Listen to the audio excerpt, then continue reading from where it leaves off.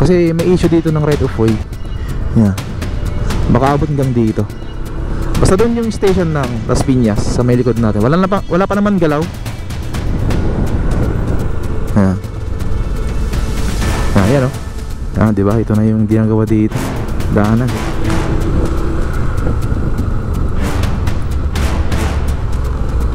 Yan, dito banda yung nasunugan dati. Ayan. Ipakita ko lang sa inyo. Ayan, meron dito barangay. Ayan. At dyan, daming mga kabayan dyan yung nasunog. Yan, dito pag binaybay mo mula dito hanggang dun, magkalapit lang sila. Parang ito yung pinakadugtungan niya. Nakabang na dito sa kabilang portion niya para tumagos dun. Yan, kung mapansin nyo, naghahanda na sila dito. So dito yung projected na station ng Talaba, dyan sa malapit sa may crane. Ayan. Tapos dyan ilalagay yung station ng Niyog, dyan sa tapat natin. Dyan sa mga nakaparking dyan ng mga sakyan.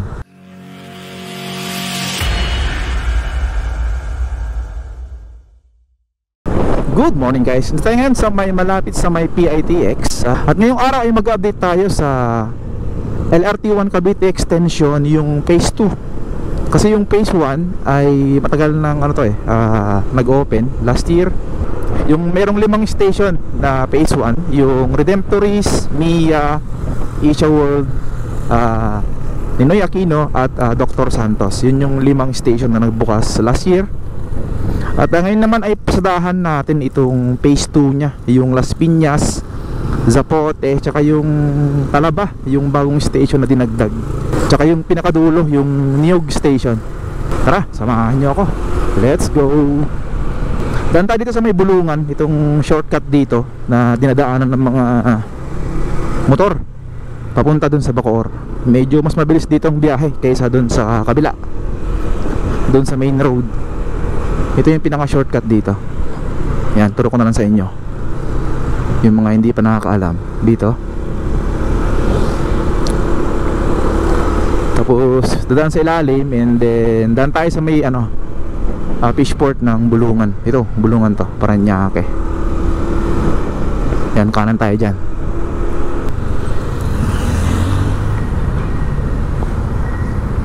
Ayun. Ayan o. Daan tayo sa service road ng Cavitex. Siguro ngayon marami nang nakakaalam tong daanan na to. Dati kasi konti pa lang nakakaalam dito. Kaya konti pa lang din sakyan, mas mabilis yung biyahe. Uy, daming isda.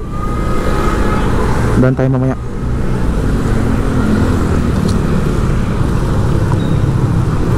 Maraming bilihan dito. Sana ma-upload ko agad to kasi may bagyo bukas saka sa Lunes. Dadaan dito sa Metro Manila yung bagyo. So i-upload ko bukas, Linggo. I-upload natin to. Yan, ito yung pinaka-shortcut dito mga kaibigan. Ito na yung Cavitex sa taas natin. Yan, service road to ng Cavitex. Yan, orasan natin 9:50 na ng umaga. And then, natin ngayon kung anong oras tayo makakarating doon sa may phase 2 ng ginagawa nilang LRT1 Cavite Extension. Yung phase 2, tingnan natin. Tapos dito sa may parang tunnel dito, dadaan tayo. Ayan tunnel, diba? Oh, ganda. Panis.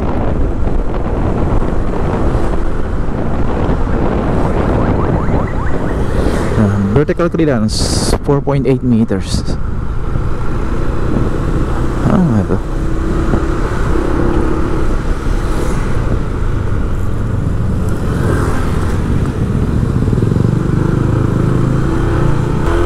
Bilis lang dito, parang 15 minutes lang biyahe. Galing ka sa may PITX. 10 to 15 minutes parang yun.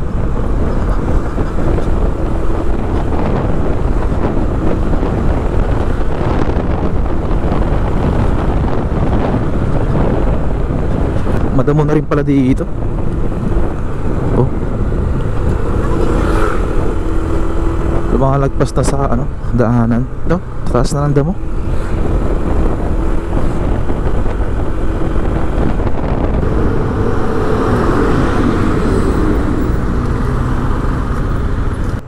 Ayan, dan naman tayo dito sa may station ng Las Piñas. Tingnan natin dito kung mayroong progress. Dito yun sa may overpass na pinagawa ni Villar.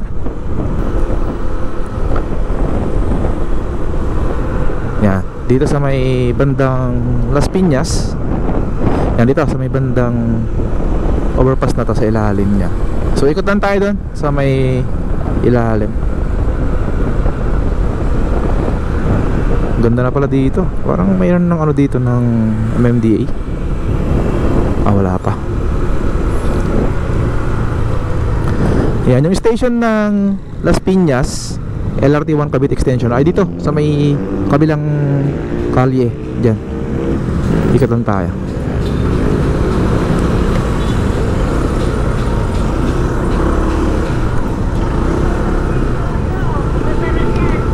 Yan, dito.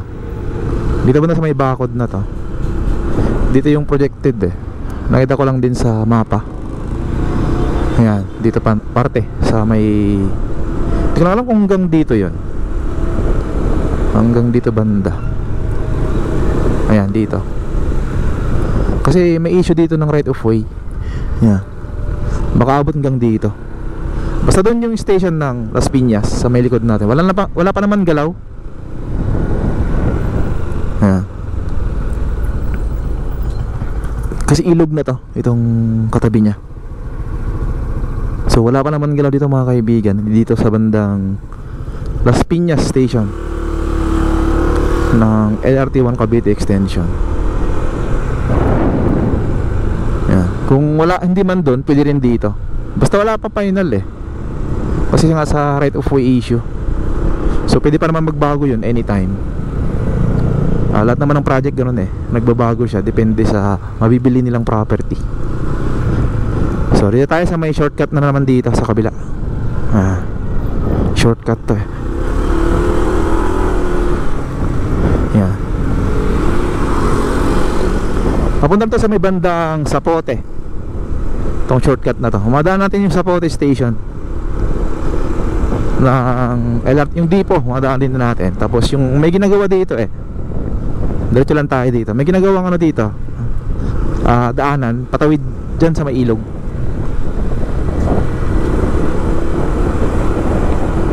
Dito tayo, daan tayo dito.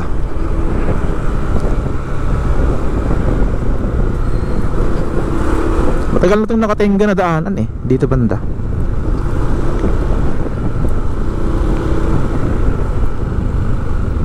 Yan oh. Diba, ito na yung ginagawa dito, daanan.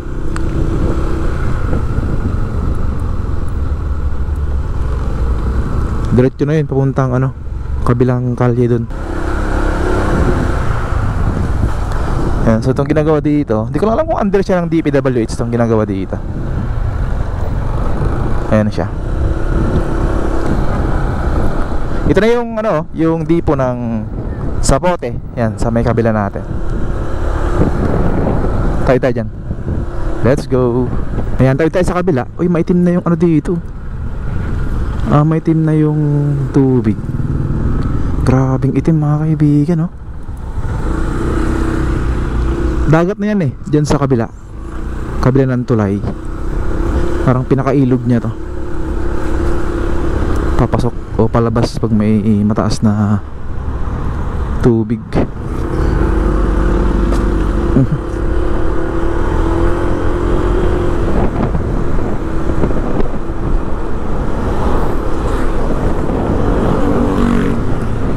Ito yung daanan ng mga motorista, lalo na pag mga riders, yung mga riders. Yan, dito sila dumadaan palagi. Shortcut. Yan o, nagbuhos na pala sila dun eh, sa may pinakataas nya. Mayroon silang crane para sa touring. Tsaka dito banda sa kanan natin, dito banda rin yung ano dati, nasunugan. Nasunog na mga kabayan dito. Agimat Party List. Ano pala to? Kay Bong Revilla, itong bagong tinatayo dito. O parang tapos na yata to. Yan, dito banda yung nasunugan dati. Yan, ipakita ko lang sa inyo. Yan, meron dito barangay. Yan. At dyan, daming mga kabayan dyan yung nasunog.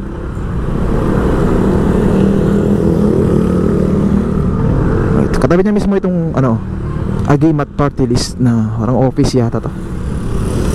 Kasi ito na yung mga gumagawa dito eh. So yung ginagawang tulay dyan ay para tumawid dito sa kabila. Yan, diretso hanggang dun sa may exit and entry ng Cavitex. Dun sa kabilang road. Punan din natin mamaya, daanan natin. Yan, dadaan din dito yan, itong ginagawa nila dito, sa tabi lang mismo ng Zapote. Yan, diretso dito. Yan, parang mayroon din clearing dito eh, na nangaganap dyan sa may unahan. Parang yan yung pinakadugtong niya. Yan, hindi ako nagkakamali. Yan, dito, pag binaybay mo, mula dito hanggang dun oh, magkalapit lang sila. Parang ito yung pinakadugtungan niya. Yan, ito nakabang na dito sa kabilang portion niya para tumagos dun sa kabilang kalye. Pundan din natin dun sa kabilang kalye. Yan, kung mapansin nyo, naghahanda na sila dito.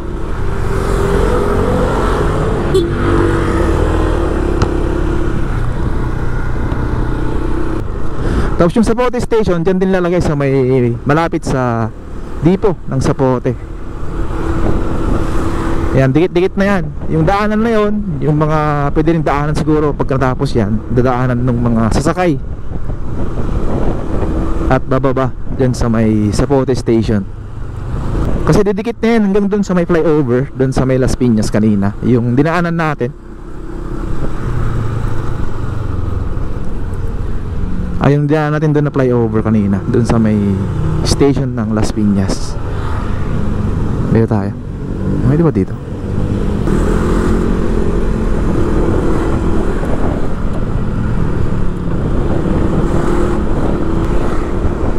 Kanan tapos U-turn doon. Mas mabilis biyahe dito.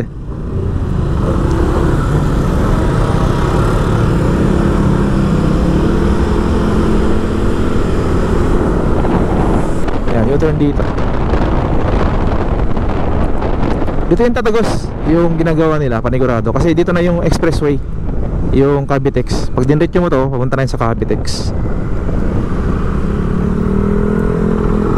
Ikot tayo dito. Ayan, City of Las Piñas.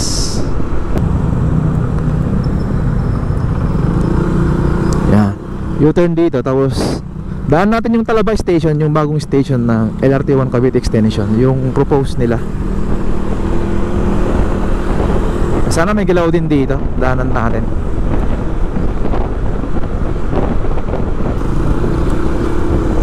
Ayan, dito tayo daan, kanan dito, tapos U-turn tayo sa lalim ng tulay. Ayan, ito yung mga shortcutan ng mga veterano. Joke lang. Yan ang Cavitex na yan, sa may unahan natin.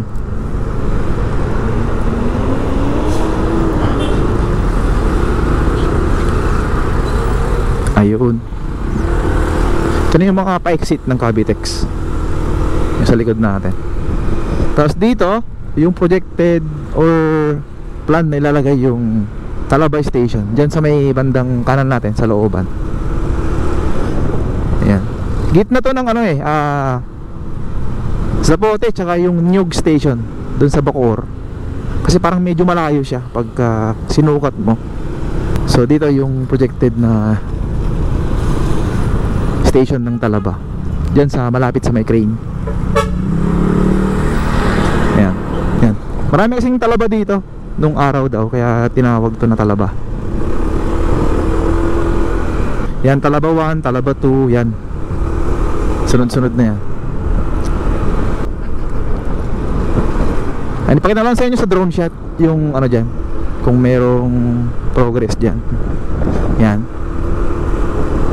And then pag niretso mo to, papunta na to sa may station ng Nyug Station ng Bacoor naman. Ipakita ko sa inyo yung progress din dito kung meron na. Diretso lang tayo dito hanggang dun sa may bakanting lote dun.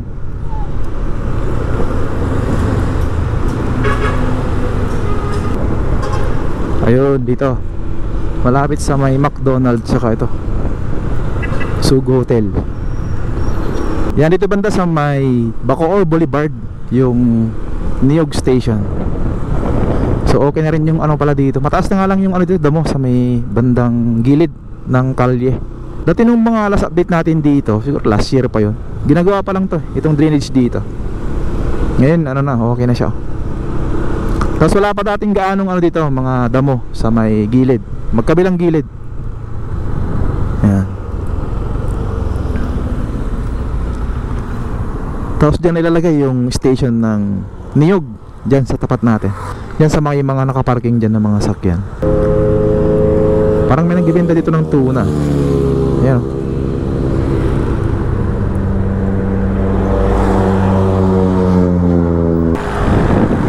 Magkano kilo? Paano ka sir? May price kasi. Tingnan mo lang po. Ah, tuna, naka-freeze pala siya. Yung pangero, 200 na po. Ah, mura na. May pastik ka? O sir, meron po sir, marami. Yung parang ganito? Yan sir, may price na rin sir. Tingnan mo lang sir, pilihan nyo lang. Tuna. Ito yung price niya, no? 255. Yan, mura na yan guys. Ito yung pangalan ng ano nila, The Tuna Store PH. Ito yung number nila guys. Ito lang yun sa may Bacoor Boulevard. Yan, malapit sa may station ng Niyog. Diyan ang Niyog Station. Ikot tayo mamaya. Tayo natin dyan. Dumaan lang tayo dito. So 500 to guys. Nabili natin. Thank you. May pa nga tsaka ano, laman. Yan, nakadawid na tayo sa kabila. Dito makita natin dito, ang daming masukal na area dito. Daming pakanti pa dito. Mga property. Ayan, dito ilalagay yung station ng Niyog. Dito banda sa may mga nakaparada dyan. Malapit dito sa may college na to. Anong college to? St. Dominic College of Asia. Ayan, dito banda malapit. So sakto lang sa mga nag-aaral dyan sa St. Dominic. So mas pabor sa kanila. Dadami yung ano nito, dadami yung mga mag-aaral nito, panigurado. Pag natapos yung LRT1 Cavite Extension Phase 2. Yan.